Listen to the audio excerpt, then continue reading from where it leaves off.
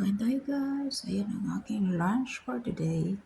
Meron akong tokwa. Meron akong nilagang okra. At meron akong rice. Kaya kain na tayo guys.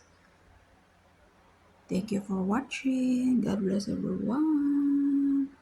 Sarap ng aking lunch. Ayan. O diba? O diba? Ayan. Healthy food. Ayan. Konti lang ating rice. Ayan. Kasi marami tayong gulay at saka tokwa. Ayan. Thank you for watching guys.